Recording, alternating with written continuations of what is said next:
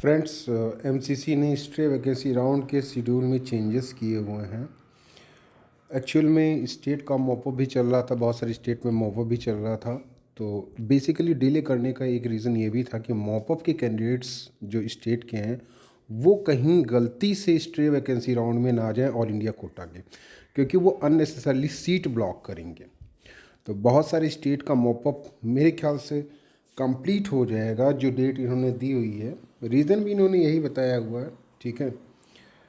Opting out by candidates who do not want to participate in stray vacancy round. आपको 17 दिसंबर से लेकर 20 दिसंबर के बीच में आपको ये बताना होगा कि आप stray vacancy round all India quota में पार्टिसिपेट करना चाहते हैं या नहीं करना चाहते हैं।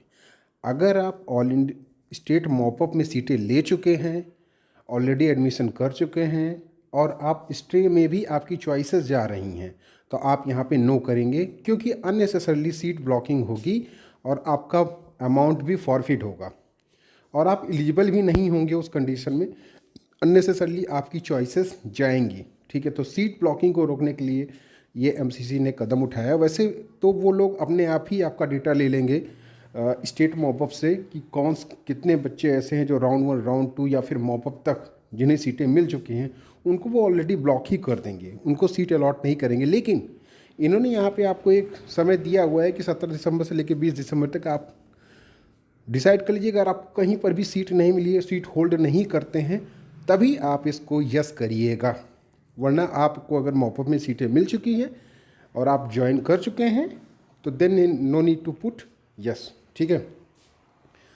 प्रोसेसिंग ऑफ सीट अलॉटमेंट 21 से 22 दिसंबर और रिजल्ट 23 दिसंबर। मेरे कंसल्टेशन में बहुत सारे बच्चे थे, मैंने कहा कि क्योंकि मॉपअप चल रहा है अभी, तो मॉपअप स्टेट मॉपअप कंप्लीट नहीं हुए हैं। बिहार जैसे स्टेट में अभी भी मॉपअप काफ़ी डिले हो रहा है।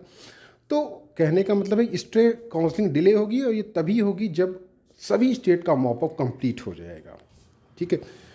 तो ये एक इम्पॉर्टेंट फॉर्मेशन है। आप में से बहुत सारे बच्चे जो काउंसलिंग में नहीं पार्टिसिपेट करना चाहते हैं वो ना करें, ठीक है, क्योंकि ऑलरेडी अगर सीट मिली है तो आपका फॉरफिट हो जाएगा, सिक्योरिटी फीस भी जाएगी आपकी और आप एलिजिबल भी नहीं होंगे, ठीक है। आपको सीट तो मिलेगी नहीं, लेकिन आपके 10,000 रुपये सिक्योरिटी वाले चले जाएंगे।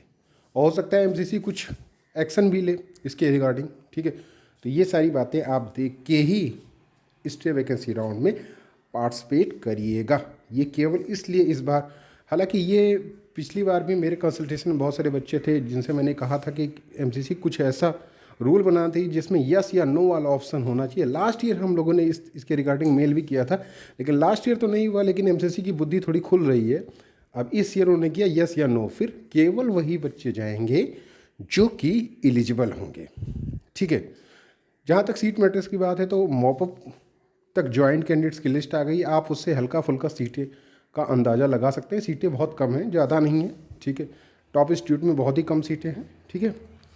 और हालांकि ये एमसीसी भी आपको सीट मैट्रिक्स बहुत जल्दी दे देगा, ठीक है। और जहाँ तक कट ऑफ की बात है, तो अगर देखा जाए तो 597 तक, लगभग 597, 596 इस तरह के जो स्कोर हैं, यहाँ तक लगभग सीटें मिल जाएंगी मॉपअप में। तो जो बचा स्कोर है वो 595, 594, 593 मीन्स 590 प्लस के करीब, क्योंकि बहुत सारे बच्चे यहाँ पे अलग स्ट्रीम में भी जा चुके हैं। तो जो मैंने पहले वीडियो बना के बोला था वो लगभग उसी तरह से होता है, क्योंकि गिने चुने बच्चे ही अब स्ट्रे में आएंगे जिन्हें सीटें नहीं मिली, या फिर जो अदर काउंसलिंग में पार्टिसिपेट नहीं कर रहे हैं, लाइक बीएमएस या फिर एआईपीबीटी। ये कुछ बच्चे होंगे जो वहाँ पर भी चले गए होंगे, तो काफ़ी छटनी हो गई होगी। ये इम्पोर्टेंट वीडियो रहा, और क्योंकि थोड़ा सा मैं बिज़ी था बिकॉज ऑफ कंसल्टेशन वर्क, इसलिए मेरा वीडियोज़ नहीं आ रहे थे। That's all.